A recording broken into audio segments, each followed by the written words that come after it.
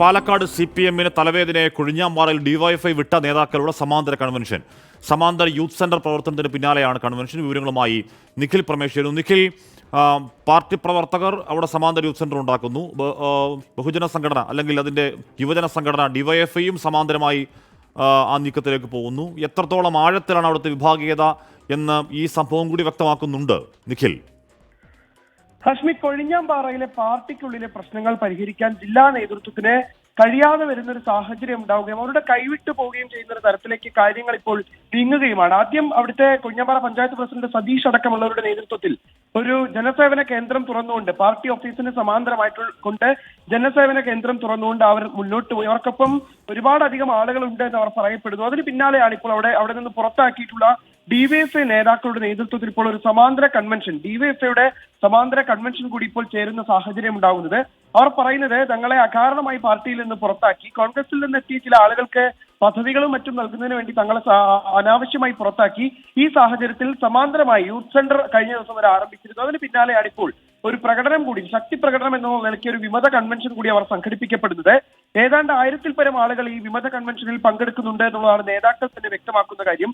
അങ്ങനെയെങ്കിൽ അത് ജില്ലയിലെ പാർട്ടി നേതൃത്വത്തിന് വലിയ തലവേദനയാകും വരും ദിവസങ്ങളിൽ എന്നുള്ള കാര്യത്തിൽ യാതൊരു തർക്കവുമില്ല. ജില്ലാ സെക്രട്ടറി EN സുരേഷ് ബാബുവിനെതിരെയാണ് അവരുടെ വിമർശനം. നമുക്കിപ്പോൾ ഈ കൺവെൻഷനോട് മുന്നോടിയായിട്ടുള്ള പ്രകടനത്തിന്റെ ദൃശ്യങ്ങൾ കാണാൻ കഴിയും. അതിൽ തന്നെ ആയിരക്കണക്കിന് ആളുകൾ ഉണ്ട് എന്നുള്ളതാണ് അവർ അവകാശപ്പെടുന്നത്.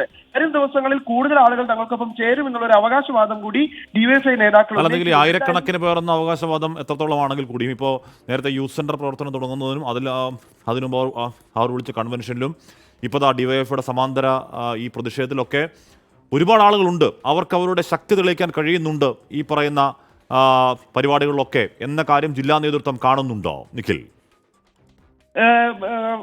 ഹാഷ്മി, ഈ സമ്മേളന കാലയളവിൽ ഇത്തരത്തിലുള്ള വിഷയങ്ങൾ ഉയർന്നു വരുമ്പോൾ സ്വാഭാവികമായിട്ടും ആ ആളുകൾക്കെതിരെ, അതായത് ഇപ്പോൾ ഈ സതീഷ് അടക്കമുള്ള ആളുകൾ, കൊഴിഞ്ഞാമ്പാറ പഞ്ചായത്ത് പ്രസിഡന്റ് സതീഷ് അടക്കമുള്ള ആളുകളെ ഇനിയും പാർട്ടി പുറത്താക്കിയിട്ടില്ല.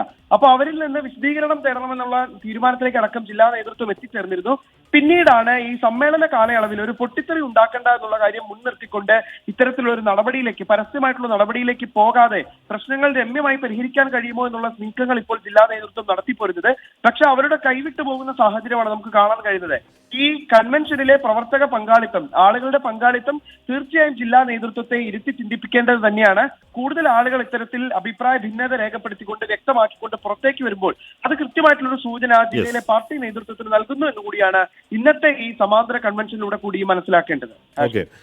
നിഖിൽ പരമേശ്വരൻ ആ വാർത്തയുടെ വിവരങ്ങൾ നൽകിയത്. ഒരുപാട് വനിതാ സഖാക്കളടക്കം ഒരുപാട് പേരെയാണ് നിരത്തിക്കൊണ്ടാണ് ഡിവൈഎഫ്ഐയുടെ അല്ലെങ്കിൽ ആ സമാന്തര കൺവെൻഷൻ. നേരത്തെ യൂത്ത് സെന്റർ ഉദ്ഘാടനത്തിലൊക്കെ സമാനമായ രീതിയിൽ പ്രവർത്തക പങ്കാളിത്തം മാത്രമല്ല പ്രധാനപ്പെട്ട നേതാക്കളൊക്കെ ആ കൂട്ടത്തിലുണ്ട്. ജില്ലാ സെക്രട്ടറിക്കെതിരെയാണ് ആരോപണം. അപ്പോൾ ആ വിഭാഗീയത കൈവിട്ടു പോകുന്നോ എന്ന് പാലക്കാട് CPM ജില്ലാ നേതൃത്വം ആലോചിക്കട്ടെ, സംസ്ഥാന നേതൃത്വം ആലോചിക്കട്ടെ.